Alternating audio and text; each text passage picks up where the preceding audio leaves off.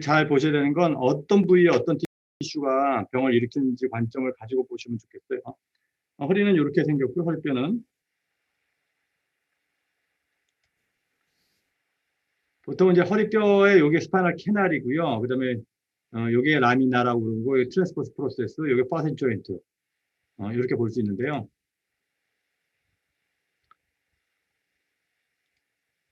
이 버테브라가 이렇게 있고, 그다음에 페디클이 이렇게 있고, 여기 라미나가 이렇게 있고, 그다음에 여기 파셋 조인트가 위로 만나는 파셋 조인트, 그다음에 이런 식으로 구성이 되어 있어요. 트랜스버스 프로세스.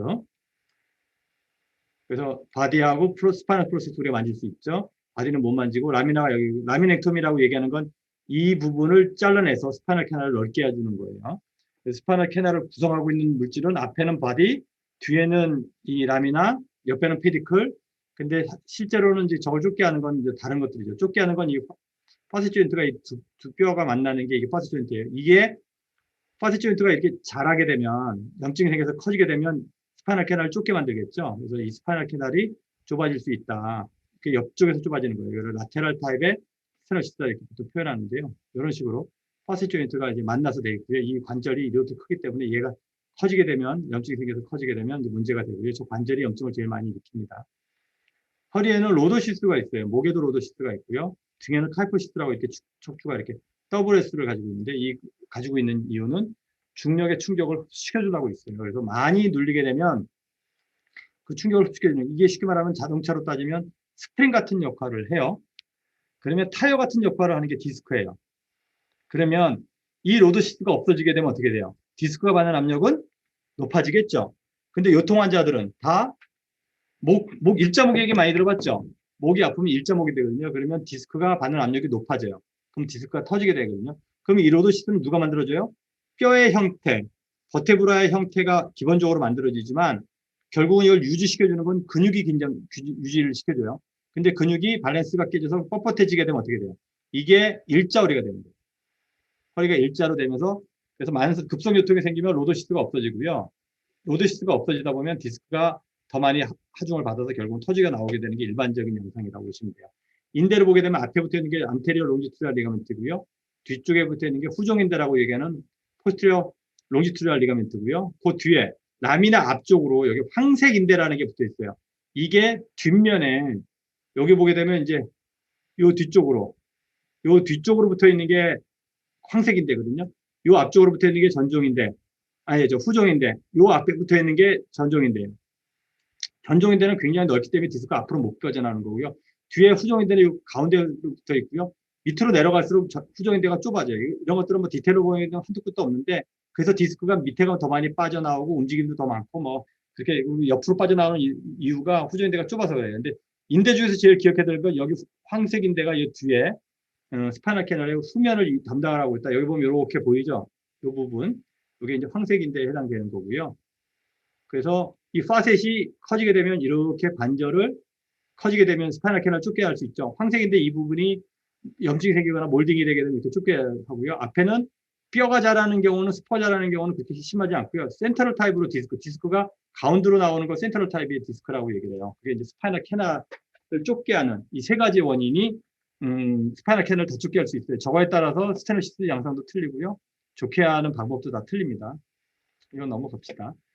파셋 조인트의 신경이 어떻게 가냐면, 신경 가지가 빠져나와서 첫 번째 가지가 여기 그러게 되면 첫 번째 제일 굵은 가지가 파셋으로 와요. 근데 환자가 나 파셋이 아파요라고 얘기하는 경우는 없어요. 요통 환자 중에서 나 4번에 파셋이 아픈 것 같아 이렇게 얘기하는 사람은 없어요. 근데 신경 가지가, 강강신경이 이렇게 굵은 신경이 왔다는 건 뭐예요? 그만큼 저기가 손상이 오고 저기서 시그널이 많이 들어온다는 얘기예요. 근데 저기서 들어오는 시그널이라는 걸 못 느낀다는 거예요. 다른 부위에서 통증을 주로 느끼고요. 그것 때문에 혼돈을 많이 하는데, 이 파셋을 잘 찾아내 주시면 그 파셋이 염증을 줄여주고 정상적으로 잘 관절이 움직일 수 있게끔 해주면 통증이 많이 줄어들어요. 그래서 동작침 이런 것들을 하시죠. 침 놓고 막 움직여주게끔. 통증이 생겨서 저 파셋이 부어 있는데 근육이 긴장해 와가지고 더 관절을 좁게 하면 파셋에는 더 많이 스트레스를 받거든요. 그래서 염증이 더 심해진다고요. 무릎이 아픈데 계속 걸어다니는 것처럼 되는 거랑 똑같다고 보시면 돼요. 리포트 페인이라고 얘기하는 건 피부나 내장에서 똑같이 신경 관절이 와서 척추에서 만나서 하나의 가지를 통해서 브레인으로 이렇게 올라가요. 그럼 이 신호를 통합해서 올라가면 얘가 이 신호가 피부에서 온 건지 내장에서 온 건지 모르게 되는 걸 갖다가 리포트 펜이라고 얘기를 해요. 왜냐하면 나중에 브레인으로 올라갈 때는 신호를 모아서 여기서 신호를 분합을 해서 하나로 올리거든요. 이게 스파이널 코드고요. 이게 스파이널 러브루트예요. 여기를 눌리는 게 라디컬 패시, 여기를 눌리는 게 마이얼 패시. 그건 이해가 되셨죠? 신경 숫자는 목일 때 얘기했어요. 목에는 8개고 나머지 5개, 5개, 1개. 인터버테브럴 포라민이라고 얘기했죠. 이거를 쫓게 할 수 있는 건 디스코드 나와서 쫓게 할 수 있고 여기에 파시시 나와서 쫓게 할 수도 있다. 이게 스파이널 러브루트에 해당되는 거예요.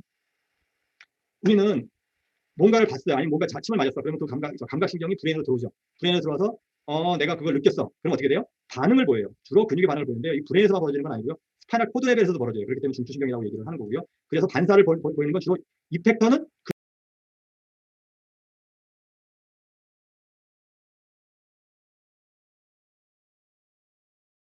근육이다. 그러니까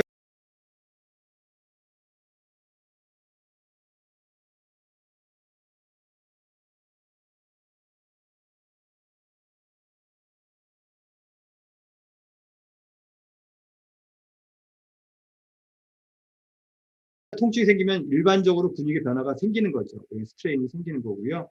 그래서 이 근육이 긴장이 오게 되거나 아니면 분비가 돼요. 주로 이펙터로 작용하는 건 분비선이거나 근육 두 가지밖에 없어요. 감각은 사방에서 올 수도 있을까. 우리가 맛있는 거를 보면 어떻게 돼요? 침이 나오나요? 저는 맛있는 걸 보면 침이 나와요. 분비가 돼요. 그 다음에 슬픈 영화를 보면 눈물이 나와요. 그렇죠? 그래서 근데 그 감각이 들어오면 만들어져요. 그래서 이걸 잘 이해하셔야 돼요. 우리가 침을 맞아서 듣기가 됐어. 그럼 감각을 우리가 인지를 했어. 그러면 리스판스가 생길까요? 안 생길까요? 오토매티컬리 생겨. 들어오면 무조건 생겨. 그래서 듣기가 되면 고전에서 뭐라 했어요? 듣기가 되면 효과에 대한 걱정을 할 필요가 없다. 왜? 당연히 네가 맛있는 걸 봤으니 먹고 싶겠지. 그렇죠? 맞았으니 짜증이 나겠지.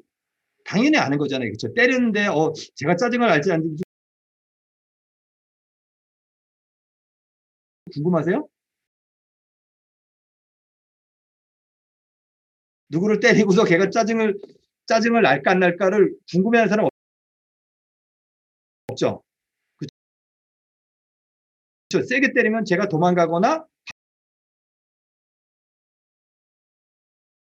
반박하거나 둘 중에 하나일 거라고 다 예측을 하잖아요. 그렇죠?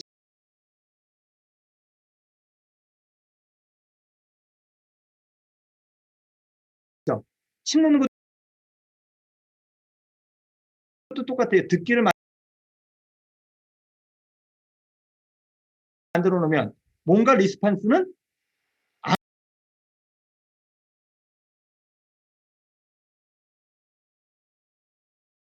안 벌어질 수가 없어.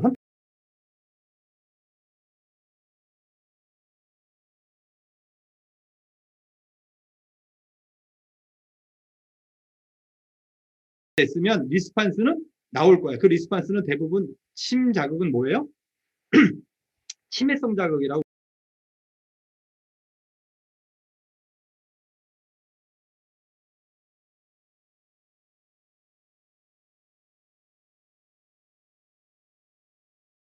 우리한테 굉장히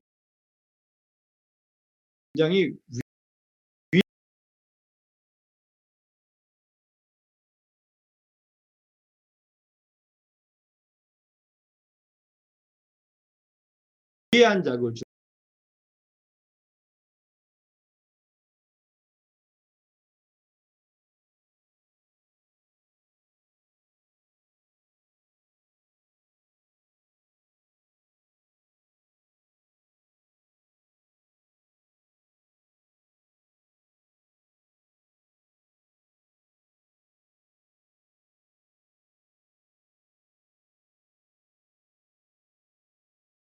주는 거거든요. 그럼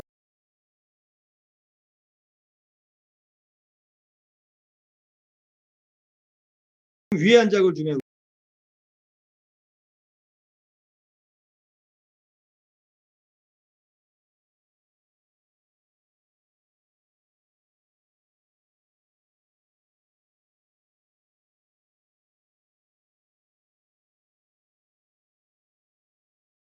우리 몸에서는